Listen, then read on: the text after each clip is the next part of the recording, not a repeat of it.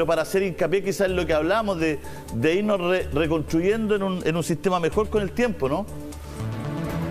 Sí, pero igual hay cosas que en la emergencia se pueden readecuar. O sea, lo primero es cuando ustedes preguntaban cómo hacer, por ejemplo, un hospital de campaña. Obviamente que un hospital de campaña no va a absorber pacientes críticos, pero al revés, puede absorber los pacientes que no son críticos del hospital, que no tienen COVID, para trasladarlos a ese lugar, para dejar el hospital que tiene todas las condiciones para atender a los pacientes críticos. Claro. O sea, uno puede trasladar otro tipo de paciente a un hospital con, obviamente, menor infraestructura, pero que en la práctica son pacientes, no sé, un operado de apendicitis, por ejemplo, que ya es una, digamos, una pasada bastante más temporal, digamos, por un hospital.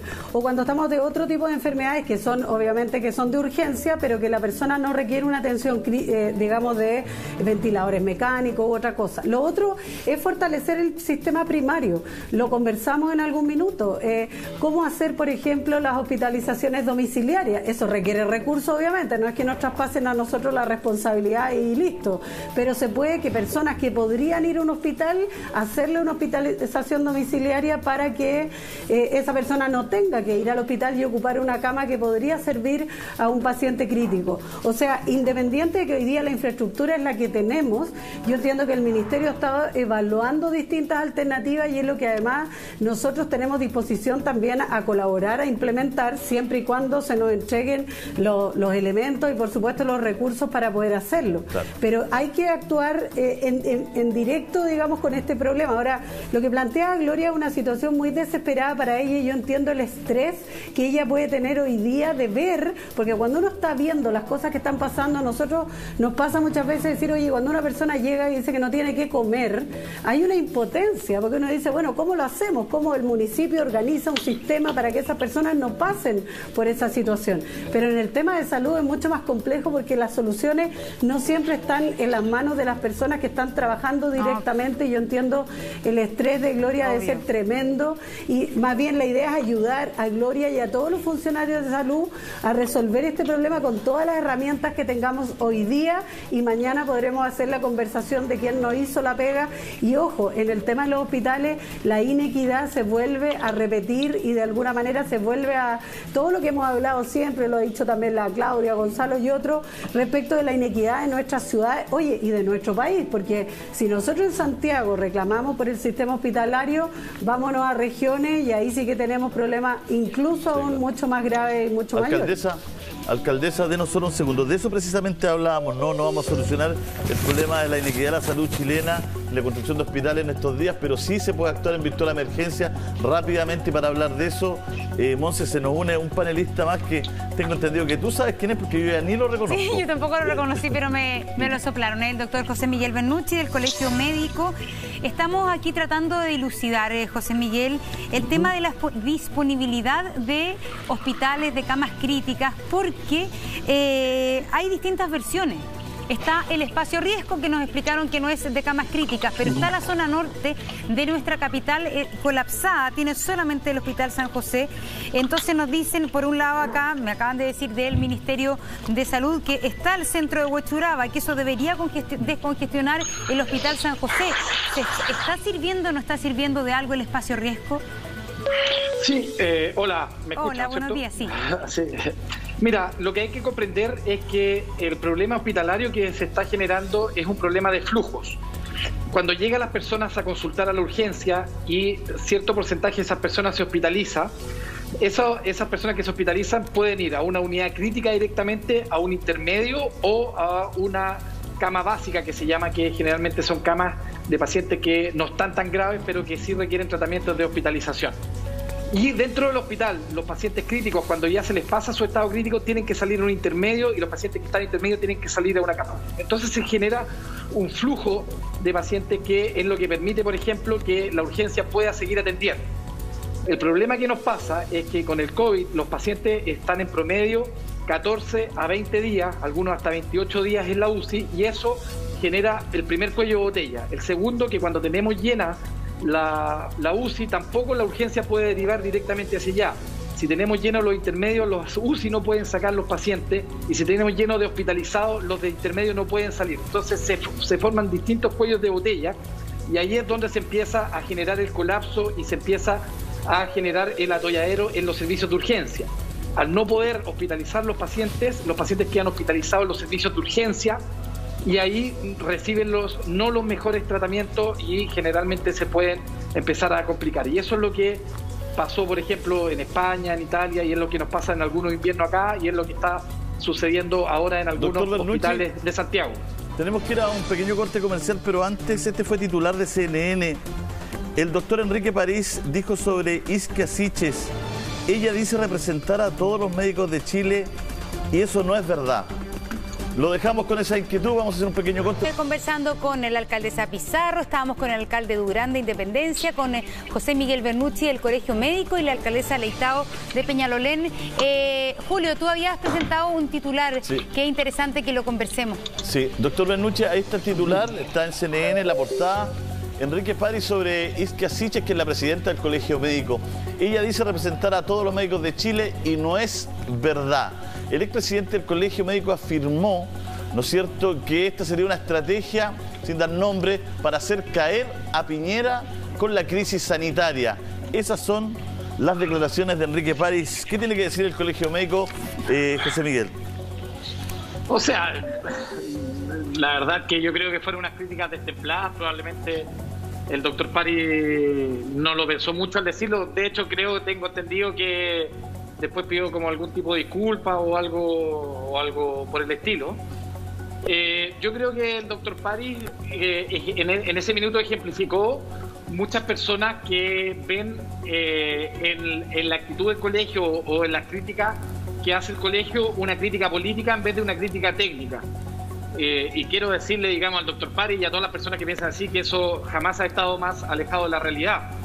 De hecho, lo que le planteó ayer la presidenta Siches, la doctora Siches, al ministro Blumel fue que era el momento en que el presidente Piñera tomara las riendas del manejo de la pandemia, que el presidente Piñera, con todo el talento que tiene, fuera quien, y el liderazgo que tiene, fuera quien convocara a todos los actores, y nosotros como colegio estamos totalmente dispuestos a ponernos detrás de él con toda la colaboración. Entonces, la verdad que no hay nada más alejado de la realidad de lo que presenta el doctor París. Ya, pero usted está diciendo algo, la verdad que súper contundente. Usted está diciendo, José Miguel Bernucci, que finalmente hoy día se pondrían detrás del presidente Sebastián Piñera, pero ya no cuadrarse con el ministro de Salud, Jaime Mañalich, que es el que ha llevado de alguna manera el liderazgo por parte del gobierno en esto. Nosotros estamos desde el día 1 en modo colaborativo, nosotros estamos desde el día 1 participando en la mesa social. Ahora, lamentablemente, como también parte de las declaraciones de nuestra presidenta ayer, para conversar se necesitan mínimo 2 personas, o sea, un emisor, un mensaje y un receptor. Cuando falta alguno de los 3 elementos, la verdad que no se puede conversar. Y la verdad que nosotros como emisores y con un mensaje no hemos encontrado un receptor de ese mensaje, ni tampoco lo han hecho las sociedades científicas, ni tampoco lo han hecho el comité de expertos, ni tampoco lo ha tenido la mesa social. Entonces, la verdad que el ministro Blumel sí ha tenido una excelente recepción y a través de él nosotros le hemos dicho que necesitamos un liderazgo potente, un liderazgo que tenga la capacidad para aunar las voluntades, porque como dijo Julio César reciencito, con la ayuda de todos vamos a salir de esto. Si seguimos en el fondo dividiendo o no escuchando, va a ser mucho más complicado. ¿Eso quiere decir que el ministro Mañalich, entonces, para ustedes como colegio médico, ya no es un interlocutor válido? O sea, nosotros creemos que, el interlocutor válido va a ser quien el presidente diga. Ahora, nosotros creemos que para poder salir de esta necesitamos un interlocutor con el liderazgo y la fuerza del presidente. ¿Del presidente? Con la fuerza del presidente. Y sinceramente, ¿usted cree que el presidente entonces tendría mayor disposición al diálogo? El presidente tendría, no sería, como ha dicho la presidenta del Colegio Médico, una pared. ¿Usted de alguna manera cree que el presidente podría desplegar un estilo distinto al del ministro Mañalich? O sea, yo creo que muy pocas personas dudan de la capacidad que tiene el presidente para generar equipos de trabajo o para finalmente poder escuchar todas las opiniones. Yo creo que el presidente tiene la capacidad de poder generar una convocatoria amplia. Ya se había estado hablando, ¿no es cierto?, de generar un acuerdo social amplio con los expresidentes. Yo creo que podemos hacer algo exactamente similar en salud, y nosotros creemos que es el presidente quien tiene la capacidad y el liderazgo para hacerlo. O sea, para resumir, doctor Bernucci, ayer salió de La Moneda la presidenta del Colegio Médico y dijo lo que usted acaba de relatar. Queremos ponernos atrás del presidente, no dijo lo queremos votar, digamos, no, queremos ponernos atrás del presidente, pero al decir nos ponemos atrás del presidente, no nos ponemos atrás del ministro, para ser claro, digamos. O sea, sí, ustedes creen que... Lo que pasa es que hay que comprender que, vuelvo a repetir el punto, que es imposible, digamos, ponerse detrás de una persona que no quiere que haya nadie detrás. No sé cómo explicarlo más claro. Es que, solo para especificar, es un tema de confianza. Los tiempos de la confianza del ministro pasaron y ustedes creen que hay que abrir un tiempo nuevo con el presidente como el interlocutor. Sí, yo creo que estamos en una situación tan crítica. Ustedes estaban relatando recién lo que pasa en San José. Yo he tratado de decir en todos los medios que lo que pasa en San José pasa en el Sotero del Río, pasa en el Hospital de la Florida, pasa en el Hospital del Carmen de Maipú, y que el San José, digamos, es un ejemplo, pero no el único, digamos. Y por lo tanto estamos en una situación tan crítica. De aquí a 7 y 10 días más esperamos que los 2.600 casos de ayer se transformen en el 5% de ellos se va a transformar en ingresos a cama UCI por día. Y por lo tanto estamos en una situación tan crítica que necesitamos hacer un cambio, necesitamos que el discurso parta con un giro de esto, y creemos que la mejor forma de hacerlo es que el presidente asuma el liderazgo que yo creo que incluso hasta a su más acérrimo detractores creemos que tiene. Es que eso le pregunta, usted lo está diciendo y se incluye los más acérrimos detractores. Recordemos que... No me incluyo dentro de los detractores. Pensé, yo lo entendí así. Hay algunos... Yo creo que hasta la más acérrimo detractor creo que no puede negar de que el presidente tiene el liderazgo y la convocatoria para hacerlo. Ya, pero ¿usted cree que de verdad el presidente viene arrastrando, por cierto, una baja popularidad producto del estallido social? Y en ese sentido también ha sido el ministro de Salud el que ha aparecido como primera línea. ¿De verdad usted, doctor Bernucci, cree que, dadas las condiciones actuales, el presidente es el encargado de liderar esto y que va a tener el suficiente apoyo tanto del Colegio Médico como de las otras instancias para poder liderar esto? Respóndame a la vuelta porque ya viene informe en La Moneda. Ya. Fundamentar con datos que eran noticias falsas según su versión. Bueno, pero lo importante de hoy es que se mantienen los casos sobre los 2.500, que es una cifra que hay que bajar a como dé lugar, y ahí toda la ciudadanía tiene que estar conectada y con conciencia y en una sola línea. Hay que bajar esta curva. Si seguimos a un ritmo de 2.500, 2.600 personas por muchos días, realmente los centros asistenciales no van a dar abasto. Es una realidad que han dicho todos los médicos de todos los sectores, ¿no es cierto? Por eso es esta cuarentena total en el Gran Santiago y algunas comunas de la región metropolitana, ¿no es cierto?, rural. ¿Por qué? Porque esta noche, ¿no es cierto?, como usted dice, nuestro GC, enfrentamos la etapa más dura. Entramos en la etapa más dura, que es este confinamiento.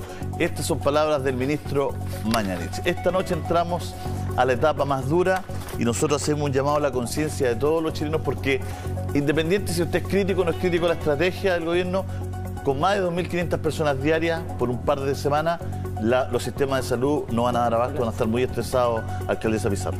Sí, es cierto, hoy día entramos realmente a una etapa súper dura, donde va a haber aislamiento, confinamiento, pero también miedo, incertidumbre, una crisis económica, pero también una crisis en salud mental, ¿ya? Y además, sumando a todo esto, una crisis en los hospitales, en la salud, en la APS.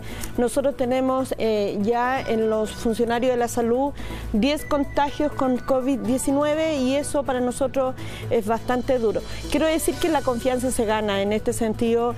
Es muy importante también decir que la posverdad se ha instalado.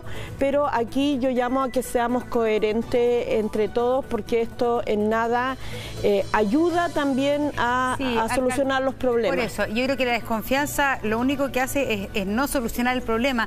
El ministro está llamando mucho a la confianza. ¿Usted está dispuesta, alcaldesa, a...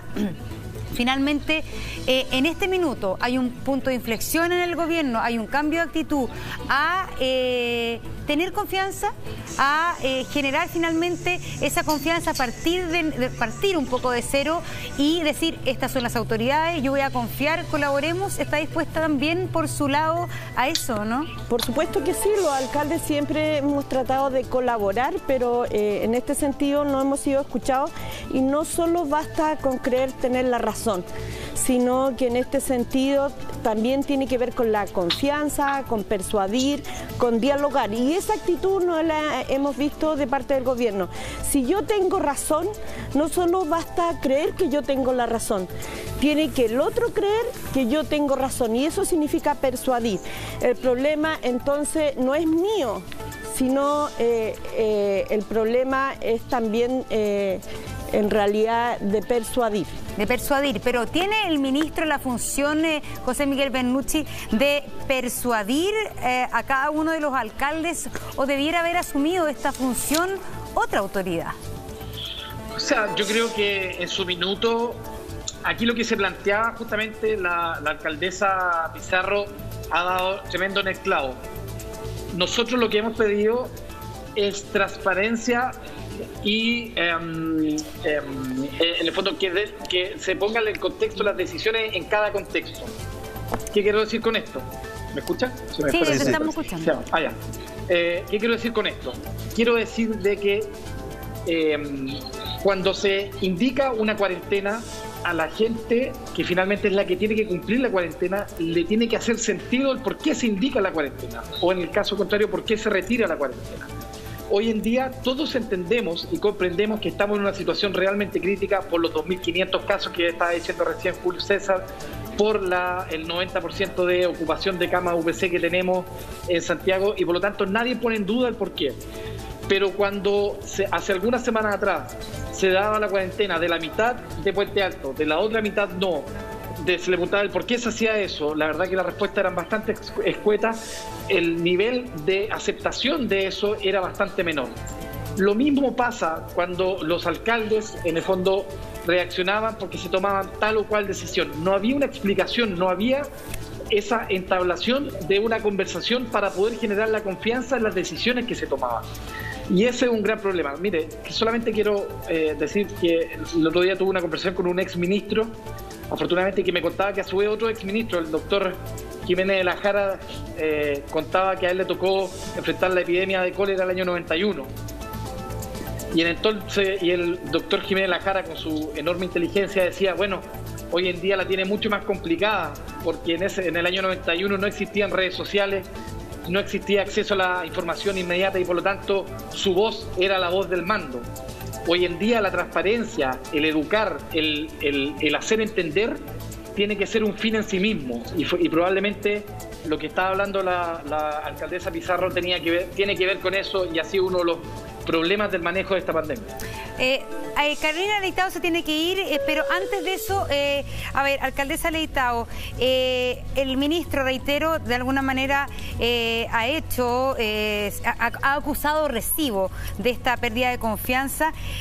¿Usted está dispuesta? ¿Se puede recuperar la confianza de alguna manera de hoy día, de ayer en adelante? Yo creo que escuchando, como escuchábamos a Gloria delante, su desesperación, no queda más que tratar y hacer todos los esfuerzos para poner un solo foco, que es la emergencia, y todos tenemos que poner nuestra disposición para eso. No podemos estar metidos en polémicas, noticias falsas. Creo que es lo que menos necesitamos hoy día para poder avanzar en esta crisis. Hay temas de verdad concretos, de fondo, que hay que resolver. Entonces yo pondría el foco ahí, y un poco también hoy día tenemos familias que están sufriendo muchísimo por la pérdida de sus familiares, donde ni siquiera los pueden despedir. O sea, ese es el foco de la discusión hoy día, el el tema económico, lo decía el ministro, vienen los momentos más difíciles, ya está siendo difícil para muchas familias y lo va a hacer estos próximos probablemente 15 días desde el punto de vista de la cuarentena, pero además por mucho tiempo más de los efectos que esto tiene. Así que pero la disposición hay que tenerla, para escuchar de ambas partes. Yo acojo lo que dice el ministro, pero que él ponga y el gobierno de su parte también para escuchar y hacer este trabajo de colaboración, no de competencia, ni tampoco estar haciendo polémica una vez cada 2 días. ¿Pero siente o percibe o le ha tocado un cambio de actitud o aún no?